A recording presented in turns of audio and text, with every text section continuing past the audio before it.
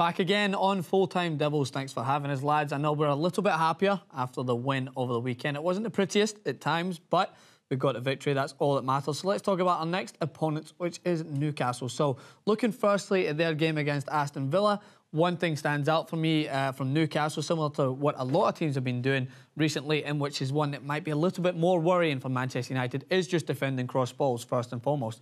Newcastle are attacking consistently from wide areas, trying to get into their target man, Cisse. So what I'm going to demonstrate is basically reiterate what I said United should have played against Sunderland, which they kind of adapted in the second half and started to play this formation, but they definitely should do it to counteract Newcastle's ability to get the balls in the box. So here is what I think will happen against Newcastle. I would like Manchester United ideally to line up with a similar formation in what they had against Sunderland, but drop Herrera a little bit deeper. With Luke Shaw coming back, I think you can push Rojo back into the centre defence, partner him with Chris Smalling, who I thought had a really good game against Sunderland. He was solid at the back. He didn't dive in, which is one of his weaknesses. If you put him and Rojo back in there, I think they'll be a little bit more solid. So what Newcastle do is they throw the fullbacks forward consistently. They'll get the ball wide, and what happens is they try to outnumber fullbacks. And what happened against Aston Villa is they found the ball in this wide area, had one cross that was blocked, then they recycled it, and it was an early ball in from the fullback which found its way to Cisse in the box.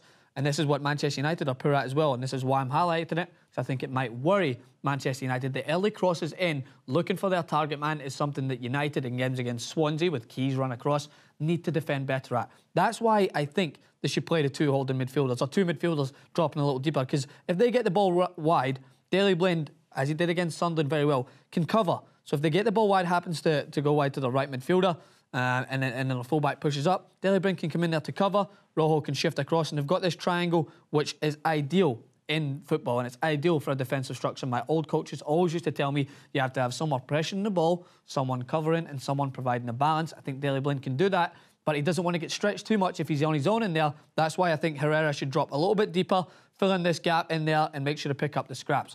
So that's what I think United should do defensively, and I think it will minimise Newcastle's attack going forward. Same thing again, this is a great time to play against Newcastle. With TYT still injured, they have a gap between their back four and their midfield partnering, and that's what Manchester City absolutely exploited. They had runs from David Silva and Nasri were terrorising Newcastle back there. They sharpened it up a little bit more against Aston Villa, who are not exactly the most attacking team at the moment in the Premier League. With Manchester United, this is an ideal circumstance to put Mata in there and do that midfield of having Blind, Herrera and Mata. And it's up to Van Gaal whether he's going to consistently stick with Di Maria, who's been out of form, or put in Januzaj, who I thought provided a little bit more attacking threat, being more direct in the final third, and Ashley Young, who had a great game. So this is the way I would line up their midfield. I would go with Blind to cover a little bit. It can go into a 4-3-1-1, which they kind of played against Sunderland. But I think I would like them to see this 4-2-3-1. Have Blind in there. Herrera will be able to pick up the ball deeper. Ashley Young, as we know, I would like him on the right, but consistently plays on the left. I think Mata, if you bring him in, this would be an ideal for him to find these gaps.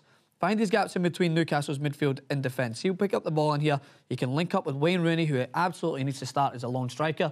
I know Falcao had that nice moment where he won the penalty kick. I still don't think he deserves a starting spot over Wayne Rooney, who I think will provide more goals. And it will provide this absolute attacking threat of having Januzaj push forward, Mata to drop at the edge of the box, and Herrera to make these late runs, which someone like David Silva demolished Newcastle doing. If Herrera comes in deeper, you know he's got a great first-time finish. Pick him up at the edge of the box and pick Newcastle apart, and I think this will be a successful day for United. So that's the team I think they should line up with.